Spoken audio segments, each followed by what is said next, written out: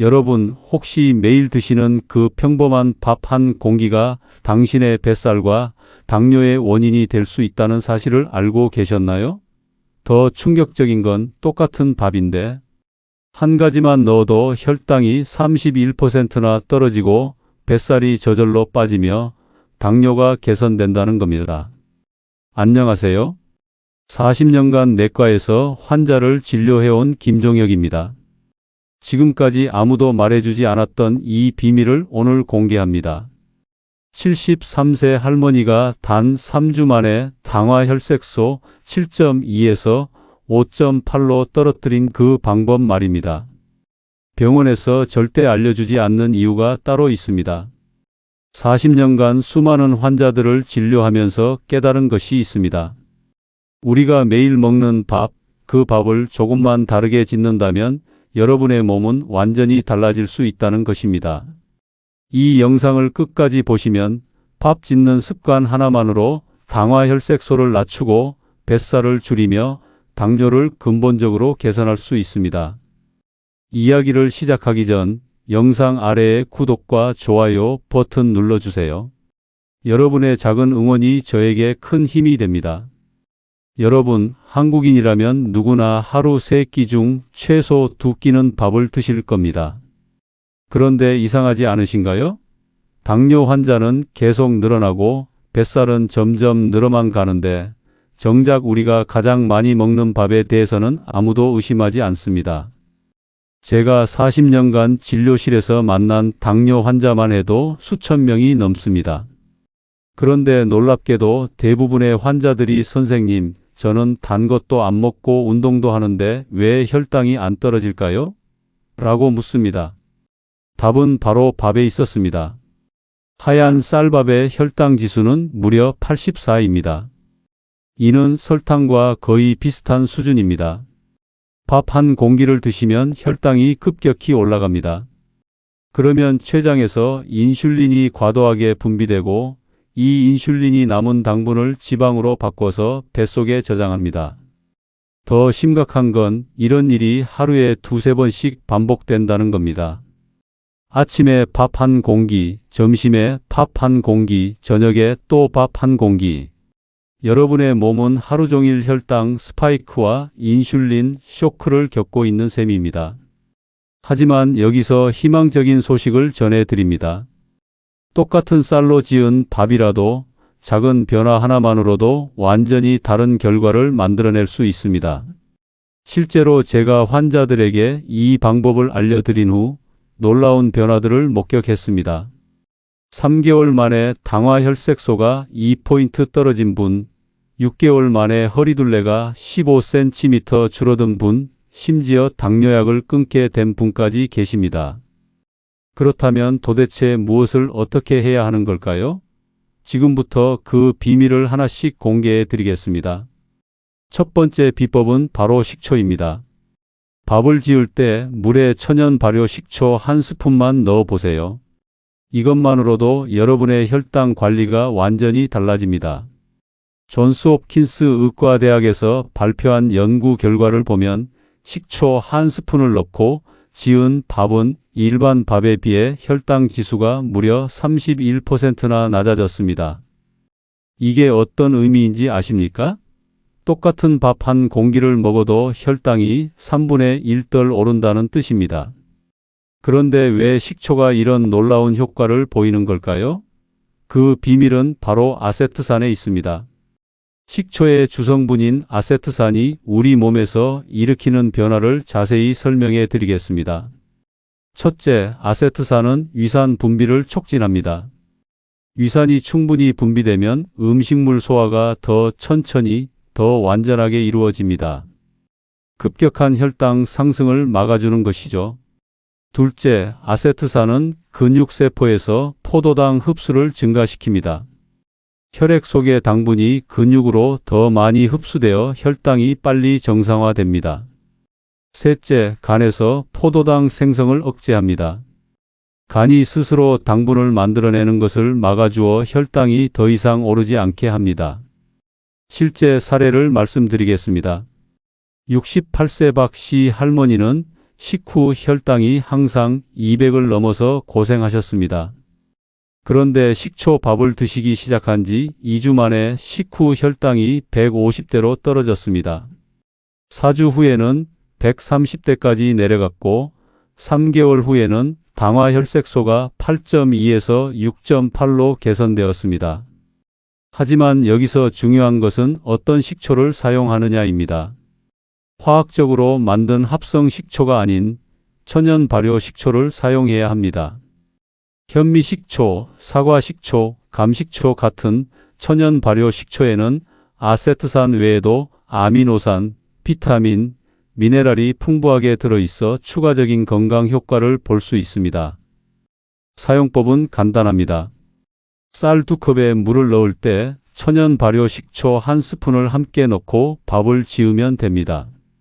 식초 냄새가 걱정되실 수도 있지만 밥이 다 지어지면 신냄새는 거의 사라지고 오히려 밥맛이 더 깔끔해집니다. 두 번째 비법은 귀리입니다. 쌀에 귀리를 57% 정도만 섞어서 밥을 지어보세요. 이것만으로도 혈당 상승 속도를 43%나 늦출 수 있습니다. 서울대학교 식품영양학과에서 실시한 공동 연구 결과를 보면 귀리를 섞은 밥을 먹은 그룹이 일반 쌀밥을 먹은 그룹보다 식후 혈당 상승이 현저히 낮았습니다. 더 놀라운 것은 이 효과가 다음 끼니까지 이어진다는 점입니다. 귀리의 비밀은 바로 베타글루칸이라는 성분에 있습니다. 베타글루칸은 수용성 식이섬유의 일종으로 우리 몸에서 다음과 같은 놀라운 작용을 합니다. 첫째, 위장에서 젤 형태로 변해 음식물의 소화 흡수를 지연시킵니다. 마치 음식물에 브레이크를 걸어주는 역할을 하는 것이죠. 둘째, 담즙산과 결합하여 콜레스테롤 수치를 낮춰줍니다. 미국 심장학회에서도 베타글루칸의 콜레스테롤 저하 효과를 공식 인정했습니다. 셋째, 장내 유익균의 먹이가 되어 장 건강을 개선합니다. 건강한 장은 면역력 향상과 염증 감소로 이어집니다. 실제 환자 사례를 들려드리겠습니다. 72세 김씨 할아버지는 당뇨와 고콜레스테롤을 동시에 앓고 계셨습니다. 총 콜레스테롤이 280, 당화혈색소가 7.8이었습니다. 귀리밥을 드시기 시작한 지 3개월 후 총 콜레스테롤이 220으로 당화혈색소가 6.9로 떨어졌습니다. 귀리를 고르실 때는 가공되지 않은 통귀리나 귀리쌀을 선택하세요. 시중에 파는 귀리 제품 중에는 설탕이나 인공 감미료가 첨가된 것들이 있으니 반드시 성분표를 확인하시기 바랍니다. 사용법은 간단합니다. 쌀 2컵에 귀리 반 컵 정도를 섞어서 30분 정도 불린 후 평소처럼 밥을 지으시면 됩니다. 처음에는 귀리 양을 적게 해서 입맛에 맞게 조절해 보세요. 세 번째 비법은 강황입니다. 밥을 다 지은 후 강황가루 티스푼 하나만 뿌려보세요. 이것만으로도 인슐린 저항성이 23%나 감소합니다. 일본 국립건강영양연구소에서 실시한 연구에 따르면 강황의 주성분인 커큐민이 인슐린 감수성을 현저히 개선시킨다고 발표했습니다. 인슐린 감수성이 좋아진다는 것은 같은 양의 인슐린으로도 혈당을 더 효과적으로 조절할 수 있다는 의미입니다. 커큐민이 우리 몸에서 어떤 작용을 하는지 설명해 드리겠습니다. 첫째, 강력한 항염 작용을 합니다. 만성염증은 인슐린 저항성의 주요 원인 중 하나입니다. 커큐민이 이 염증을 억제하여 인슐린이 제대로 작용할 수 있게 도와줍니다. 둘째, 췌장 베타세포를 보호합니다. 베타세포는 인슐린을 분비하는 중요한 세포인데 당뇨가 진행되면서 손상되기 쉽습니다. 커큐민이 이 세포들을 산화 스트레스로부터 보호해 줍니다. 셋째, 간에서의 포도당 생성을 억제합니다. 간이 불필요하게 당분을 만들어내는 것을 막아 공복혈당을 낮춰줍니다. 실제 사례를 말씀드리겠습니다. 65세 이씨 할머니는 공복혈당이 140을 넘나들며 당뇨 전 단계 진단을 받으셨습니다. 강황 밥을 드시기 시작한 지 6주 후 공복 혈당이 110대로 떨어졌고 3개월 후에는 정상 범위인 100 이하로 내려갔습니다. 강황을 사용할 때 주의사항이 있습니다. 강황은 지용성이므로 기름과 함께 섭취해야 흡수율이 높아집니다. 밥에 강황을 뿌린 후 참기름이나 올리브 오일을 살짝 넣어주시면 더 효과적입니다. 또한 후추의 피페린 성분이 커큐민 흡수를 20배까지 높여주므로 후추를 함께 뿌려주시면 좋습니다.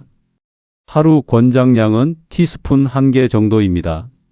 너무 많이 드시면 위장 장애를 일으킬 수 있으니 적정량을 지켜주세요. 네 번째이자 마지막 비법은 바로 밥을 식히는 것입니다. 밥을 지은 후 30분간 식힌 다음 다시 데워서 드시면 저항성 전분이 18% 증가합니다. 옥스퍼드 대학교 연구팀이 발표한 놀라운 연구 결과를 소개해 드리겠습니다. 같은 쌀로 지은 밥이라도 식히는 과정을 거치면 전분의 구조가 변해서 우리 몸에서 소화되지 않는 저항성 전분으로 바뀐다는 것입니다. 저항성 전분이 무엇인지 그리고 왜 이것이 중요한지 설명해 드리겠습니다. 저항성 전분은 소장에서 소화되지 않고 대장까지 그대로 내려가는 전분입니다. 마치 식이섬유처럼 작용하여 다음과 같은 효과를 보입니다. 첫째, 혈당 상승을 억제합니다. 소화되지 않는 전분은 혈당을 올리지 않습니다. 똑같은 양의 밥을 먹어도 실제로는 더 적은 칼로리를 섭취하는 효과가 있습니다. 둘째, 장내 유익균의 먹이가 됩니다. 대장에 도달한 저항성 전분은 비피더스균과 유산균 같은 유익균들이 좋아하는 먹이입니다. 이들이 저항성 전분을 발효시키면서 단체지방산을 생성하는데 이것이 염증을 줄이고 면역력을 높여줍니다. 셋째, 포만감을 오래 지속시킵니다. 저항성 전분은 위에서 천천히 소화되므로 배고픔을 덜 느끼게 해줍니다. 자연스럽게 다음 끼니 양도 줄어들어 체중 감량에 도움이 됩니다. 실제 환자 경험담을 들려드리겠습니다. 58세 최 씨는 밤마다 야식을 찾는 습관 때문에 뱃살이 계속 늘어났습니다. 그런데 저항성 전분 밥을 드시기 시작한 후 야식 욕구가 현저히 줄어들었고 6개월 만에 허리둘레가 12cm 줄어들었습니다. 방법은 정말 간단합니다. 밥을 다 지은 후 뚜껑을 열고 30분 정도 식힌 다음 전자레인지에 1에서 2분 정도 데워서 드시면 됩니다. 이 과정에서 전분의 분자 구조가 바뀌어 저항성 전분이 만들어집니다. 주의할 점은 너무 오래 식히거나 냉장고에 하루 이상 보관하면 밥이 딱딱해져서 맛이 떨어진다는 것입니다. 30분에서 1시간 정도가 가장 적당합니다. 지금까지 건강을 바꾸는 4가지 밥 비법에 대해 알아보았습니다. 식초, 귀리, 강황, 그리고 밥 식히기, 이 단순한 4가지 변화가 여러분의 혈당과 뱃살, 심지어 만성질환까지 바꿀 수 있다는 사실 정말 놀랍지 않으신가요? 그렇다면 이러한 간단하고 효과적인 방법을 왜 병원에서는 알려주지 않을까요? 안타깝게도 현재 의료 시스템의 구조적 문제 때문입니다. 병원은 근본적으로 치료 중심으로 운영됩니다. 환자가 아프면 약을 처방하고 더 아프면 더 강한 약을 처방하는 것이 주된 업무입니다. 반면 예방은 수익을 만들어내지 못합니다. 밥 짓는 법을 알려드려서 환자분이 건강해지시면 병원 입장에서는 수익이 줄어들게 됩니다. 이것이 현실입니다. 제약회사의 영향도 무시할 수 없습니다. 당뇨약 시장만 해도 연간 수십조 원 규모입니다. 만약 모든 사람이 밥 짓는 법만 바꿔서 당뇨를 예방하거나 개선한다면 이 거대한 시장이 사라질 수도 있습니다. 의과대학 교육과정에서도 영양학이나 식이요법은 매우 제한적으로만 다룹니다. 대부분의 의사들은 약물 치료에만 집중하도록 교육받습니다. 음식으로 병을 치료한다는 개념 자체가 생소할 수 있습니다. 하지만 제가 40년간 환자들을 진료하면서 깨달은 것은 음식이야말로 가장 강력한 약이라는 사실입니다. 하루 3번 드시는 밥이 바뀌면 여러분의 몸도 바뀔 수 있습니다. 이번에는 앞에서 말씀드린 내용에 대한 주의사항을 알아보도록 하겠습니다. 아무리 좋은 음식이라도 모든 사람에게 다 맞는 것은 아닙니다. 이 특별한 밥을 드실 때 주의해야 할 점들을 말씀드리겠습니다. 첫 번째, 식초 관련 주의사항입니다. 위산 과다나 위궤양이 있으신 분들은 식초 사용을 조심해야 합니다. 식초가 위벽을 자극할 수 있기 때문입니다. 이런 분들은 식초 양을 반으로 줄이거나 처음에는 넣지 마시고 점차 적응시켜 나가세요. 또한 역류성 식도염이 있으신 분들도 주의가 필요합니다. 산성 음식이 증상을 악화시킬 수 있습니다. 두 번째, 귀리 관련 주의사항입니다. 귀리에는 아베닌이라는 단백질이 들어있어서 일부 분들에게는 알레르기를 일으킬 수 있습니다. 처음 드실 때는 소량부터 시작해서 몸의 반응을 살펴보세요. 또한 귀리는 식이섬유가 많아서 갑자기 많이 드시면 복부 팽만감이나 가스가 찰 수 있습니다. 처음에는 조금씩 양을 늘려가시기 바랍니다. 세 번째, 강황 관련 주의사항입니다. 강황은 혈액 응고를 억제하는 효과가 있습니다. 따라서 와파린 같은 항응고제를 드시는 분들은 반드시 의사와 상의 후 사용하세요. 또한 담석이 있으신 분들은 강황이 담즙 분비를 촉진시켜 담석 발작을 일으킬 수 있으니 주의하셔야 합니다. 마지막, 전체적인 주의사항입니다. 당뇨약을 드시는 분들은 혈당이 많이 떨어질 수 있으니 혈당 모니터링을 자주 하시고 필요시 의사와 상의해서 약물 용량을 조절하세요. 임신 중이시거나 수유 중이신 분들은 강황과 식초 사용을 제한하시는 것이 좋습니다. 신장 질환이 있으신 분들은 귀리에 인성분이 부담이 될 수 있으니 의사와 상의 후 드세요. 이번에는 제가 진료실에서 직접 경험한 두 분의 환자 사례를 통해 이 밥 비법이 실제로 어떻게 혈당을 낮추고 삶을 바꾸었는지를 말씀드리겠습니다. 이 사례들은 제가 식이요법의 중요성을 절감하게 된 계기가 되기도 했습니다. 제가 이 방법을 환자들에게 처음 적용하기 시작한 것은 약 15년 전입니다. 당시 많은 당뇨 환자들이 약을 늘리고 인슐린을 맞아도 혈당 조절이 되지 않아 답답함과 체력 저하로 고통받고 있었습니다. 그러던 중 밥 짓는 습관 하나만 바꿔도 혈당을 안정시킬 수 있다는 연구를 접하고 생활 속에서 실천할 수 있는 식이요법으로 접근하게 되었습니다. 첫 번째 사례입니다. 장씨 할아버지는 당화혈색소가 9.2%에 이르는 고위험 당뇨 환자셨습니다. 메트포르민과 설폰 요소제를 최대 용량으로 복용 중이었지만 혈당은 계속 불안정했고 의뢰된 내과에서는 인슐린 주사를 권유한 상태였습니다. 저는 밥을 지을 때 식초를 1스푼 넣는 방법을 포함해 귀리와 강황, 식힘 과정을 함께 실천해 보시도록 안내해 드렸습니다. 3개월 뒤 당화혈색소는 7.8%로 내려갔고 6개월 후에는 6.9%까지 개선되어 결국 인슐린 주사 없이도 목표 혈당에 도달할 수 있었습니다. 무엇보다 장씨 어르신의 활력이 눈에 띄게 회복되었고 이후 혈압과 콜레스테롤 수치까지 동시에 안정되기 시작했습니다. 두 번째 사례입니다. 고 씨 어르신은 당뇨로 인해 망막병증까지 진행된 상태였습니다. 당화혈색소는 8.5%, 시력 저하와 함께 피로감, 소화불량, 야간 소변까지 복합적인 증상이 동반된 상황이었습니다. 식이요법으로 밥을 개선하는 방법을 자세히 설명드렸고 어르신은 성실하게 실천하셨습니다. 그 결과 6개월 후 당화혈색소는 6.8%까지 떨어졌고 안과 정기검진에서는 망막병증의 진행이 멈췄다는 결과를 받았습니다. 안과 주치의는 이 정도 수치는 최근 몇 년 사이 보기 드문 개선이라며 생활습관 변화의 중요성을 다시 한번 강조해 주셨습니다. 고 씨 어르신은 이후 체중도 6kg 감량하시고 당뇨약 용량도 절반으로 줄이는 데 성공하셨습니다. 쌀 대신 다른 곡물을 먹으면 어떨까요?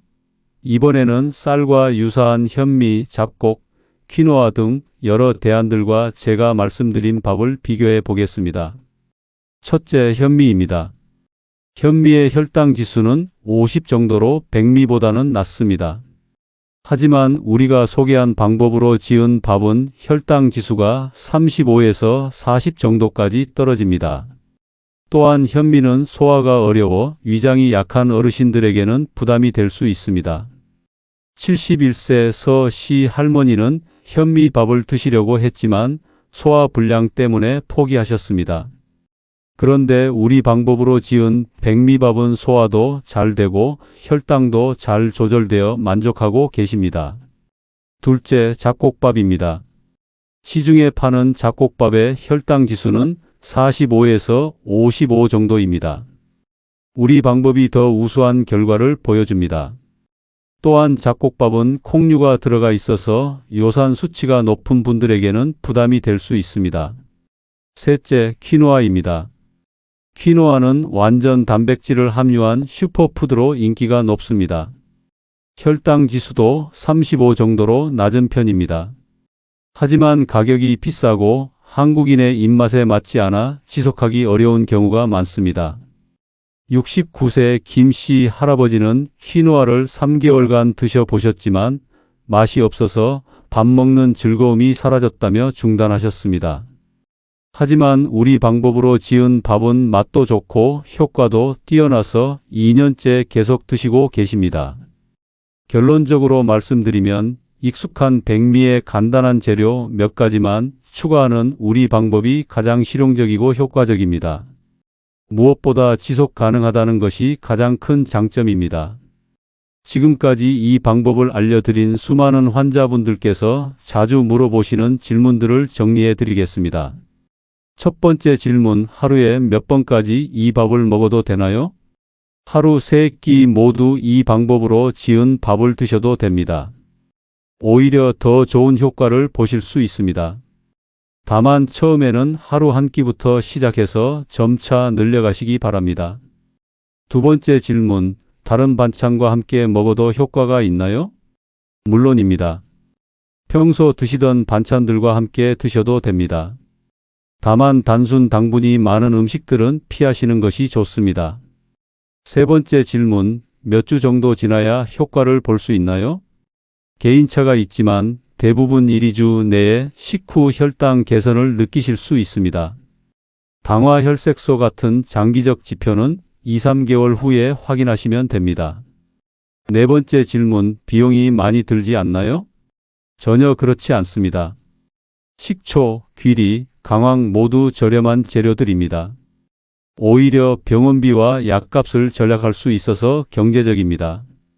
다섯 번째 질문, 당뇨약을 끊어도 되나요? 절대 임의로 약을 중단하시면 안 됩니다. 혈당이 개선되더라도 반드시 담당 의사와 상의해서 약물 조절을 하셔야 합니다. 40년간 수많은 환자분들을 진료하면서 깨달은 가장 중요한 진실을 마지막으로 말씀드리겠습니다. 병원에서 처방하는 약도 중요하지만 여러분이 매일 드시는 음식이야말로 가장 강력한 약입니다. 하루 3번, 365일 드시는 밥이 바뀌면 여러분의 인생이 바뀔 수 있습니다. 식초 1스푼, 귀리 1줌, 강황 티스푼 1, 그리고 밥을 시키는 단 4가지 변화만으로도 혈당은 낮아지고 뱃살은 줄고 당뇨는 개선될 수 있다는 사실을 꼭 기억해 주세요. 오늘 이 영상을 보신 것은 우연이 아닙니다. 여러분의 건강한 미래를 위한 소중한 기회입니다. 내일부터, 아니 오늘부터 당장 시작해 보세요. 댓글로 여러분의 경험담도 나눠주세요. 이 밥 비법을 실천해 본 후 어떤 변화가 있었는지 꼭 알려주시기 바랍니다. 여러분의 성공 사례가 다른 분들에게 큰 희망과 용기가 될 것입니다. 여러분의 건강한 노후를 위해 저희 노후지혜 TV가 항상 함께 하겠습니다. 이 영상이 도움이 되셨다면 구독과 좋아요 버튼을 꼭 눌러주세요. 알림 설정까지 해두시면 더 많은 건강한 노후 정보를 가장 먼저 받아보실 수 있습니다. 건강한 습관으로 10년은 더 젊게, 20년은 더 행복하게 사는 그날까지 노후 지혜 TV였습니다. 감사합니다.